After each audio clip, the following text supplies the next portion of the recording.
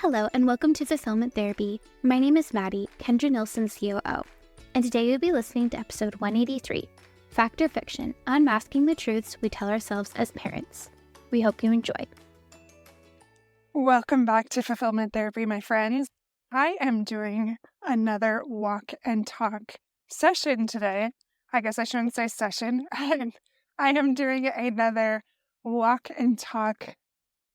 I was doing a podcast episode with another guest recently, and they talked about how they have begun doing more of these because, number one, it's wonderful for self-care, and number two, it's almost like, not to put this picture in your mind, but it's almost like being in the shower or in the car where most of that insight comes. And I find that when I'm walking, a lot of benefits come, a lot of clarity.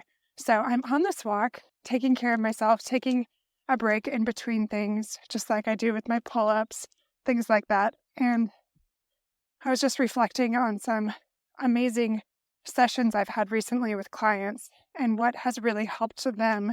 And as always, I think about you listeners and what can help you improve your fulfillment and find greater joy in your life. And I was thinking about two in particular and how they share beliefs. They share their thoughts as if they are facts. And my job as a counselor is to challenge those thoughts and play the devil's advocate in some sense. So that is what I did for these two particular women. And they are experiencing a lot of overwhelm in their lives. They're experiencing a lot of unmanageable stress. And they kept saying things to me like, oh, I couldn't possibly switch roles with my husband. I have to work full time. Or I couldn't cut back on hours because we have to have these things. Or we have to build a house. Or we need more space. Now, you can switch those out for many things. But I wanted them both to know that beliefs are different from facts. And we all do this, but how many of us are very aware of what is actually fact and what is a belief? So I challenged them to explore what things in their life that they accept as fact, which are not actually facts. And as they did that, it was incredible the insights that they had, like the lies that they've been telling themselves for so long. And as they were able to recognize that as simply a belief and not a fact, it took away a lot of that heaviness, and it suddenly gave them options. Where one of them has a young child, actually both of them only have one child, and they don't intend to have more. And they are missing these key parts of their child's life. And they don't overly enjoy parenting because it's a very hard stage when you have a young child. But knowing that they're sending their kid to daycare every day has been very heavy for them. And for a while, we were just processing that shame and that guilt. And whatever your beliefs are about those things, I want you to shelve them for a moment.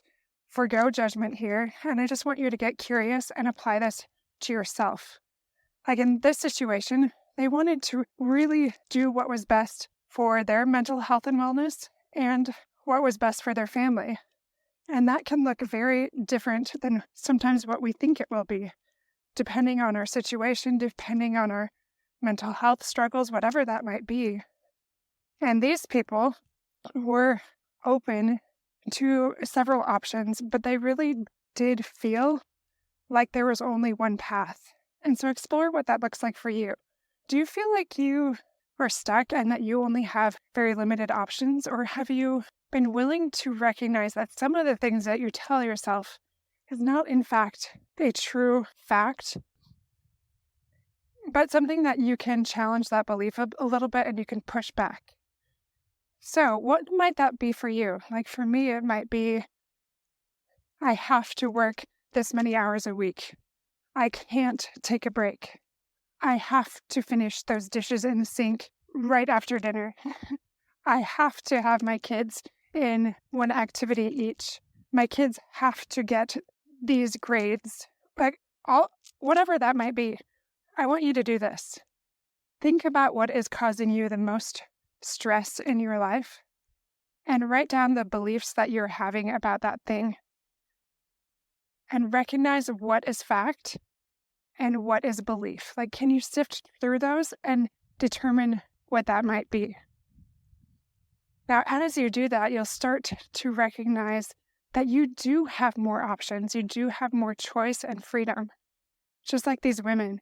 As each woman was sitting in front of me, each in a different session, as she recognized there's beliefs that she always thought were facts, you could just visibly see the tension leave her body.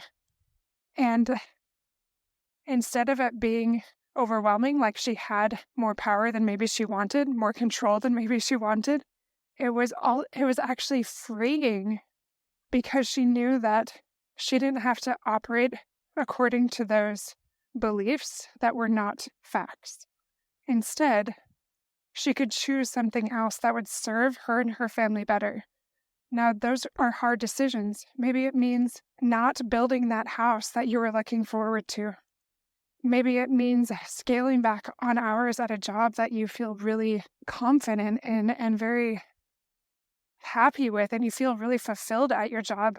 And yet, this time with your child or children is very fleeting, and maybe the time is not now.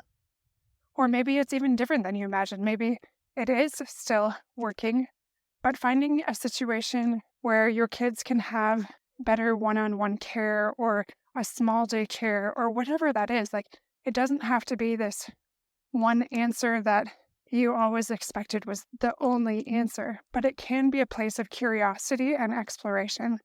And I really loved seeing what it did for these women, how they were able to surrender and then act. That's what I love about acceptance and commitment therapy. It is that surrender, that acceptance for what is, and then that commitment to change, to then go forward and do something with that knowledge. Like, these women now are going to make this choice. Like, okay, what does that look like for me now? And how can I live more congruently with my values? And I always go back to that. But now that they see what the actual facts are versus their beliefs, they can make better decisions for themselves, for their family, that are not based on these lies. My friends, this will help you so much if you sit down and do the same exercise. You can challenge those stressors in your life, and with that small shift, begin to take action according to truths instead of lies. Best of luck, my friends, in applying this to your lives. I know it will bring you greater joy and guide you in the direction that will bring you less overwhelm, which is really what we're all hoping for. Until next time, my friends, I will see you in just a few days. Thank you so much for listening. As a reminder, please head over to our website, fulfillment.therapist.org, to see our brand new courses. We have put in so much work and so much effort into making this a wonderful experience for you. And if you want to be an intern for our upcoming semester, please email us with our contact information provided.